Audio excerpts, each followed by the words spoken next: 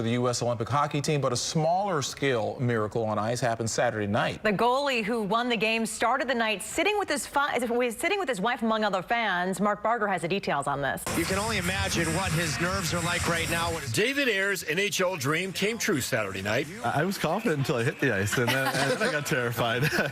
That's because the 42-year-old is a building operations manager in Toronto, a former minor league player on standby at the Toronto Maple Leafs Carolina Hurricanes game as the emergency goaltender for either team. But when Carolina lost one and then another goalie to injury, it was Ayers' turn. The guy first came into the room, he said, get your stuff on, we're going out on the ice. And I said, are you serious? This is practically impossible that you're now asking him to do this. And Ayers struggled early, allowing goals on the first two shots he faced. I had to regroup. One of the players came down to me and he said, just relax. Like, this is going to be fun for you. Have a good time with it.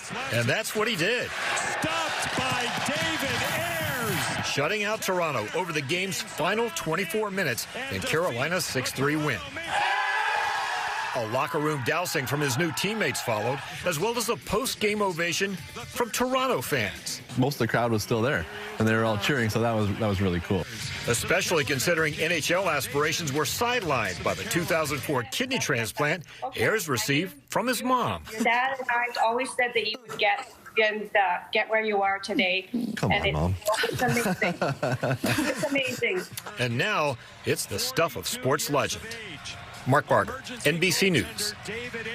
He needs to write a book. He's like, come on, Mom. Sign him up. A book and a movie. Awesome. That's going to do it for us at 4 o'clock.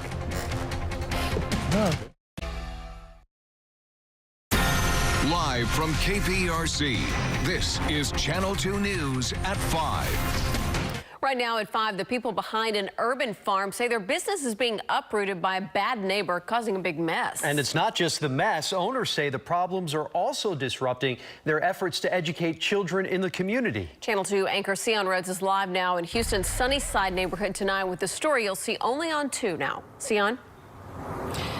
And this farmer says he's in a David versus Goliath style battle to save his farm from the company that owns all of this. What time is it? Robert Harding's acre-and-a-half farm isn't what it used to be. Disgusted, completely disgusted. This once lush plot of land where he educated kids and teachers about hydroponic and aquaponic farming. A way to help people learn how to grow food in a healthy, organic way. Now looks like this. It used to be mustard greens. I don't know what it is now. It looks like lace. Harding says the trouble started about 6 months ago as Sprint Sand and Clay began expanding their mines, cutting down the woods that surrounded the farm. So all the insects and whatnot that used to live over there had to go someplace and have something to eat. So they came over here and started consuming our farm vegetables. And we've lost just 2 crops since then. But the most harmful act, Harding says, came when his corporate neighbor put up this barbed wire fence. They built this fence so close to our house that we can't get our farm equipment back here or our truck to move our vegetables to market. Harding says he asked the company for a 2-foot easement. But they refused, even though they have all this land, as far as you can see practically, they refused to give us 2 feet so we could keep our young farm alive. It's pretty devastating. Pretty devastating. And feeling forced out. It's just really sad that we have to leave here. Being part of the community is very important to us. Our attempts to reach that company today were not returned. Harding says he hopes to find new land to farm soon so he can start over. Reporting live tonight, Sion Rhodes, KPRC, Channel 2 News. Sion, thank you. A live look outside tonight. We are drying out after a wet, messy morning. Mild temperatures right now, but before you know it, we're going to be reaching for a thick coat once again. Frank, you don't say. It's always something, isn't it? All right. Yeah, it came down this morning, 1 to 2 inches of rain. I noticed. I know. So, but at least it's drying out now, so we get a break, and hopefully that will help because it's going to get really windy and dry around here, which can always lead to fire weather. So we need a wet ground. That will at least help with that. We'll keep you up to date as we go through, especially Wednesday. In the meantime, highs today right there at 70, 73. Triangle Energy Camera at 68, 67, 68 in Pearland right now. Dropped a degree since the last hour. 66 in Sugar Land, 67 in Conroe, and 68 in Galveston. So but that's not going to change a lot as you head out this evening. 68 through 7 o'clock, 64 at 8. You might want to take a light jacket just in case. In the meantime, there's that front that went on through, dropping those couple of inches of rain, especially south of I-10, inch to maybe an inch and a half north of I-10. So got the heaviest rains there as continue to move along the coast. But there's that nice clearing line. Here's front number 2. That's the one we're going to have to watch. It's on the way in. It's going to get here tomorrow night. It's going to bring us a windy Wednesday, and then the cold behind it as high pressure settles in. So we'll talk more about it. A sunny, mild one for Tuesday. It's going to be pretty warm for us. Then Wednesday, that wind is on the way, and then near freezing, if not below, for a lot of you on Thursday. Your forecast straight ahead. Wow. All right, Frank, thank you. Keep track of the weather by downloading Frank's free weather forecast app. Just search KPRC in your app store.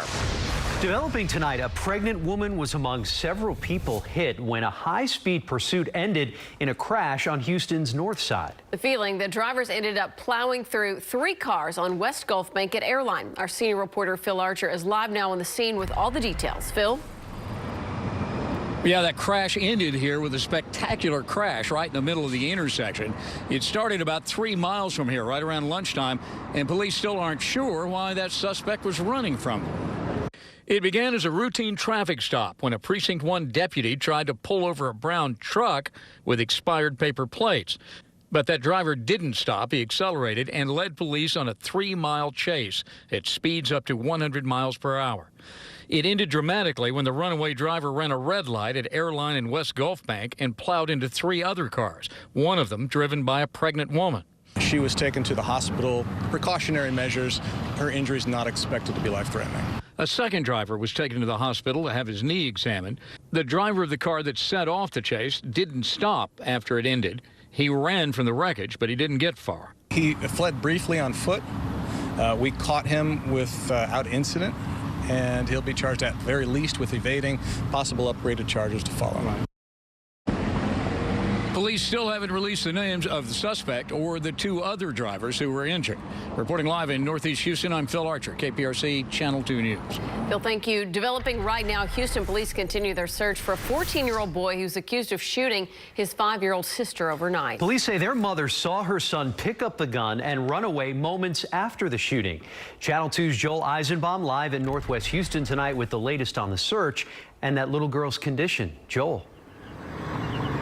Andy, here's the big problem right now is that you've got a 14-year-old who is on the run with a gun.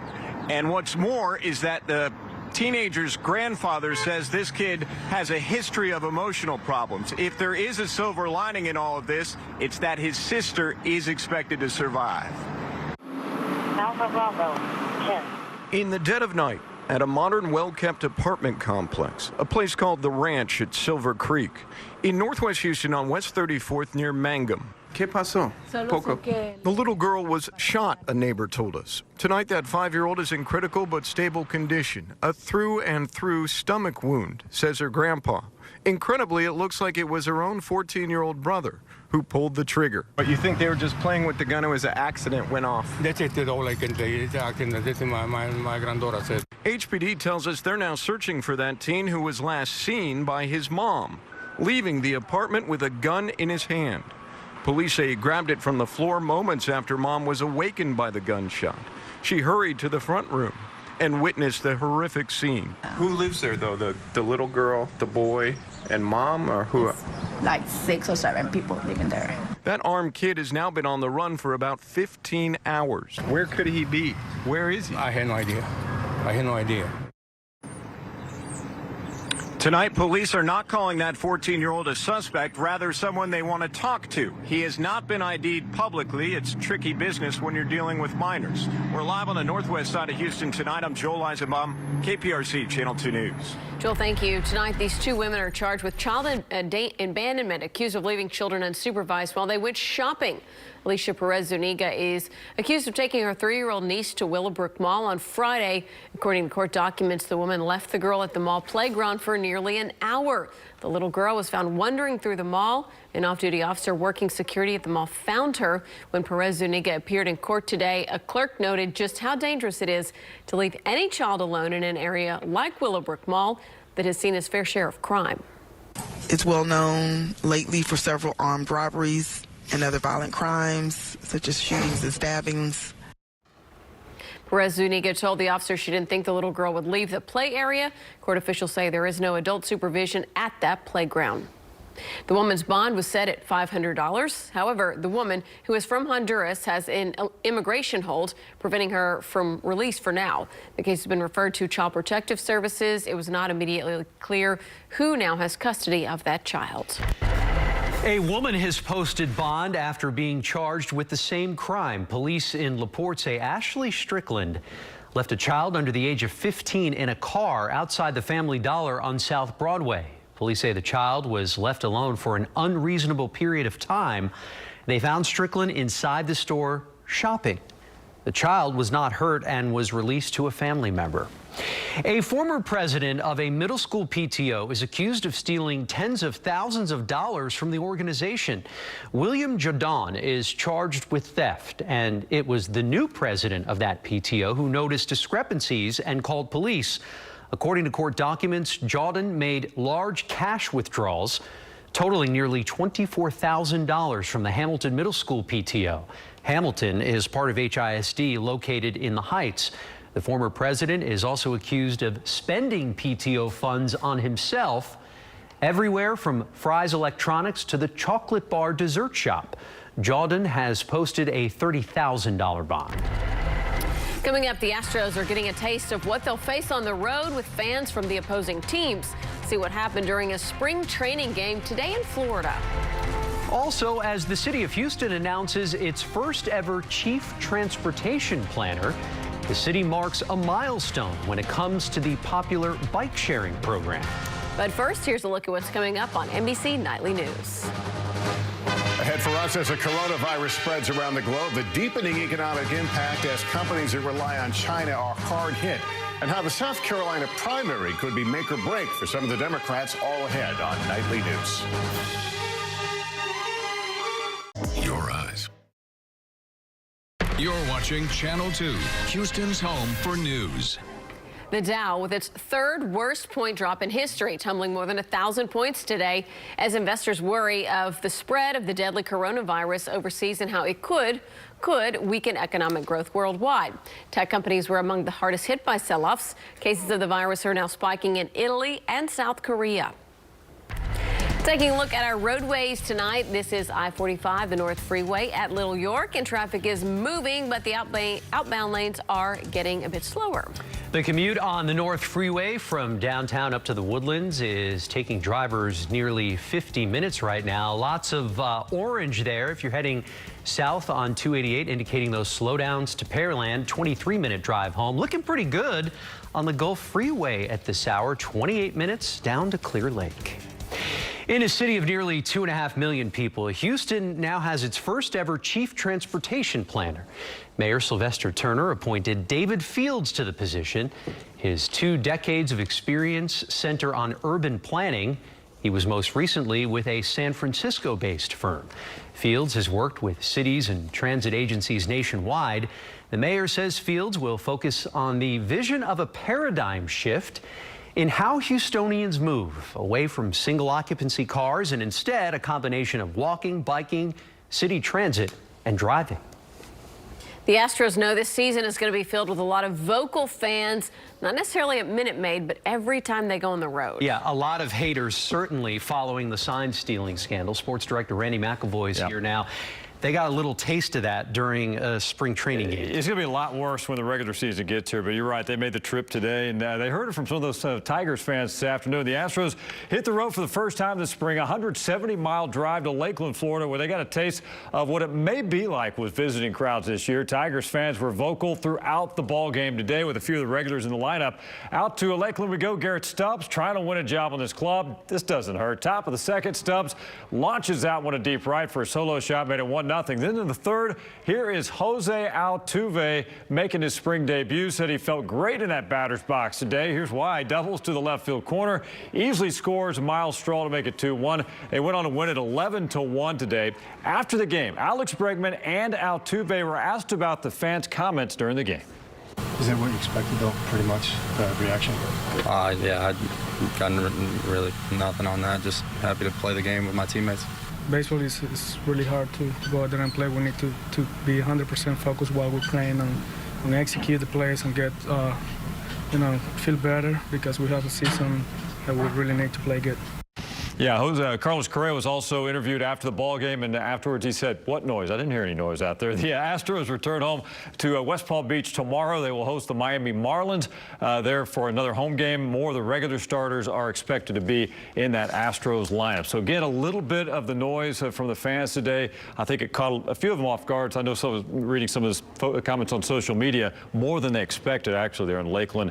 But the other day in West Palm Beach, some people brought signs, had to take the signs out, weren't allowed inside the stadium. So we're going to see that during the course of the spring, I think. Yeah, it'll die down eventually, though, I assume. I think eventually, but regular season, it'll ramp up. Yeah. I'm concerned about fan versus fan. You know, everybody throwing a few beers down. Yeah, and you never know. It gets out of hand. This team fan and that team fan. Absolutely. Just keep it in check. Yeah. Hey, I got this for you. Click to pin. Yes. 'Cause I know you love the water. How about that? That was yesterday on Galveston Day. Beautiful day on the water. Had a quick little race out there, those sailboats, and Baytown Bill was loving it. In the meantime, pollen counts are high, especially for oak tree.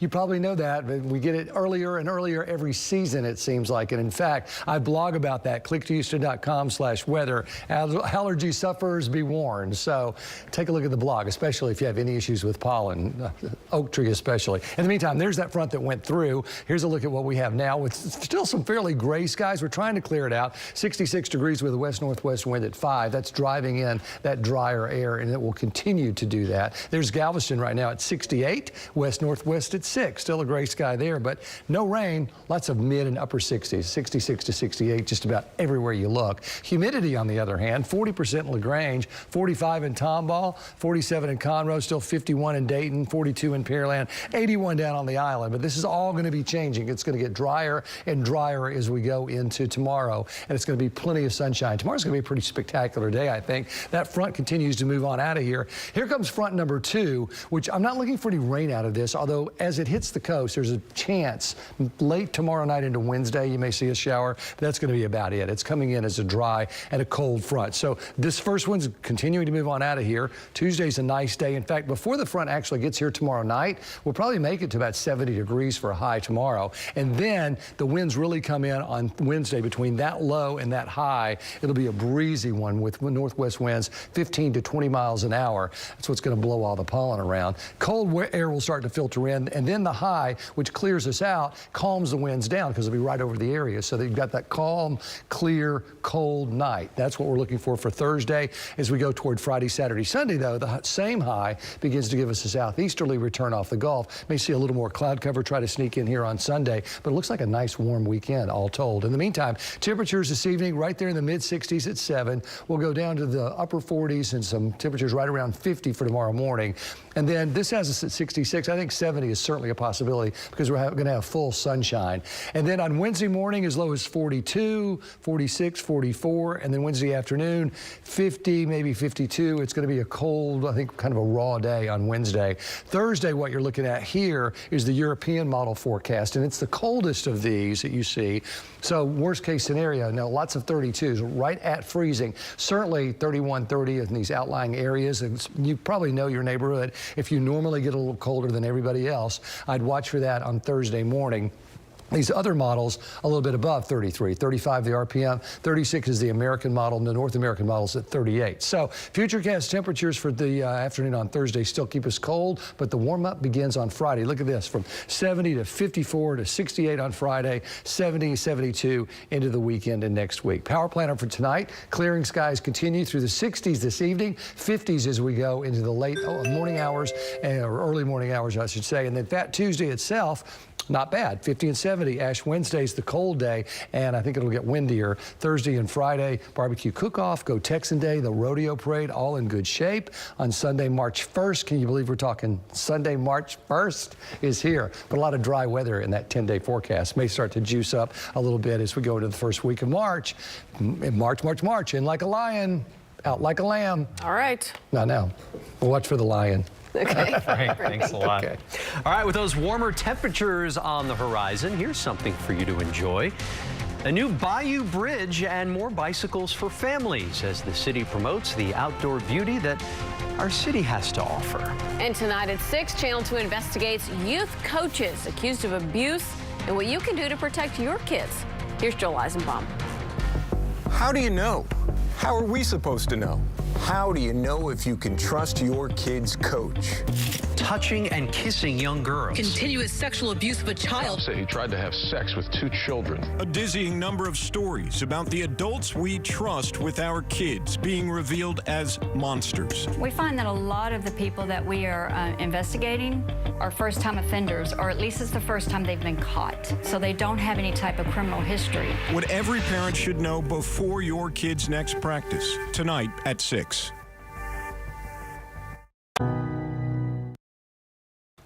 The Harris County District Attorney's Office is hoping to lighten the caseload of prosecutors through a new program at no cost to taxpayers. The DA's office has partnered with 4 Houston law firms. This will let recently graduated civil litigation attorneys handle misdemeanor cases in the county's 16 Justice of the Peace courts. They will volunteer as pro bono attorneys for 1 day a week for 6 months. Houston leaders are working to make the Bayou City streets and parks more bike-friendly. Earlier this afternoon, Mayor Turner, along with several Houston organizations, held a ribbon cutting for the Brays Bayou Greenway Bridge. The bridge runs parallel to Martin Luther King Jr. Boulevard and connects the University of Houston to McGregor Park over Brays Bayou. Along with the bridge opening, Houston B-Cycle celebrated the opening of their 100th bike station at McGregor Park. B-Cycle is Houston's bike share program with currently 800 bikes available to riders across the city. This is no longer just a city for cars and trucks, but it's a city for cars, for trucks, for bicycles, for walkers, joggers, and quite frankly, connecting all of our beautiful parks, lineal parks, and so many, many others. B-Cycle has a total of 109 stations across Houston now. The event celebrating the 100th was canceled last year because of bad weather, so they decided to celebrate the milestone today. We'll be right back. Stay with us. Hello, I'm Dominique Soxa in the newsroom with a look at what we're working on for Channel 2 News at 6 o'clock. A must-see for all parents. Channel 2 Investigates shows you how to protect your children from coaches who prey on them. And only on 2 tonight, drive-through deception at a McDonald's in Cypress. Investigators say a teenage worker taking orders was also stealing customers' credit card numbers.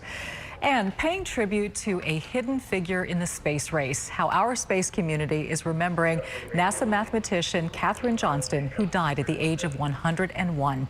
These stories and more at the top of the hour on Channel 2 News at 6. Back to you. All right, Dominique, thanks so much. To hear more about that. One more note on Wednesday's forecast. Yeah. These northwest winds at 20.